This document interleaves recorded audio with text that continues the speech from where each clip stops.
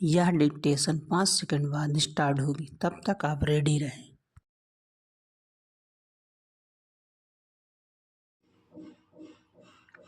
Ready, start. इससे शर्मनाक और कुछ नहीं हो सकता कि आतंक पैदा करने वाली अराजकता के चलते लोग अपने ही देश में अन्यत्र शरण लेने के लिए बाध्य हों। दुर्भाग्य से बंगाल में ऐसा ही हो रहा है।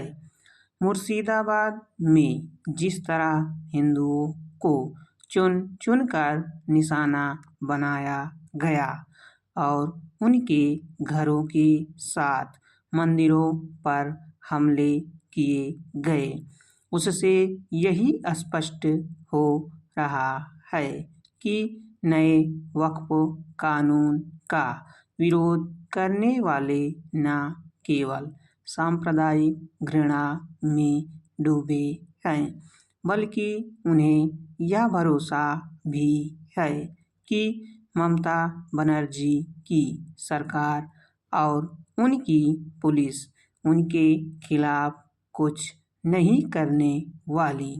वक्फ कानून का विरोध करने सड़क पर उतरे तत्वों के दुस्साहस का पता इससे चलता है कि वे सीमा सुरक्षा बल के जवानों को भी निशाना बनाने से नहीं हिचक रहे हैं। उनके इसी दुस्साहस के चलते मुर्शिदाबाद के हिंदुओं ने खुद को असहाय पाया और वे पड़ोसी जिलों और यहाँ तक कि झारखंड में भी पलायन के लिए विवश हुए। यह भयावह स्थिति यही बताती है कि बंगाल में कानून के शासन ने सुनियोजित हिंसा के दुष्चक्र के समक्ष एक बार फिर समर्पण कर दिया। बंगाल में इसके पहले भी ऐसा हो चुका है। मई 2021 में विधानसभा चुनावों के बाद वहां तृणमूल समर्थक तत्वों ने अपने राजनीतिक विरोधियों को इतना आतंकित किया था कि वे जान बचाने के लिए असम में शरण लेने को मजबूर हुए थे। तब भी वहां पुलिस मूक दर्शक बनी हुई थी।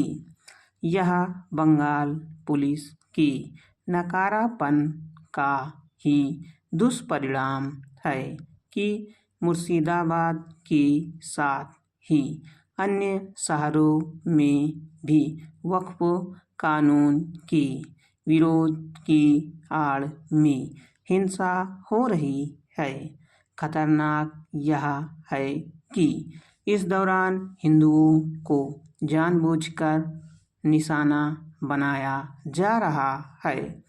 इससे संतुष्ट नहीं हुआ जा सकता कि कलकत्ता उच्च न्यायालय ने वक्फ कानून विरोधियों की अराजकता से उपजे हालात का संज्ञान लिया और उसने हिंसाग्रस्त इलाकों में केंद्रीय सुरक्षा बल तैनात करने का आदेश दिया, क्योंकि राज्य सरकार और उसके नेता यह झूठ देश के गले में उतारने में लगे हुए हैं कि बंगाल में स्थितियां नियंत्रण में है।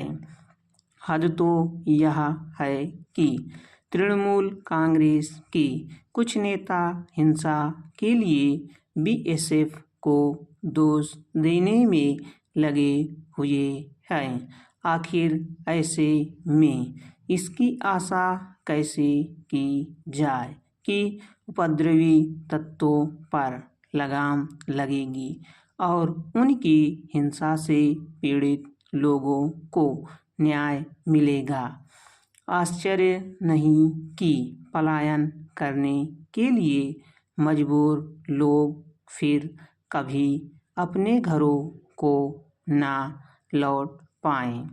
आवश्यक केवल यह नहीं है कि केंद्र सरकार अराजकता में डूबे बंगाल में हस्तक्षेप करने के लिए आगे आए, बल्कि यह भी है कि सुप्रीम कोर्ट वहां के हालात का स्वतः संज्ञान ले, उसे कानून विरोधी हिंसक तत्वों से उपद्रव के लिए ममता सरकार को जवाबदेह बनाना ही होगा।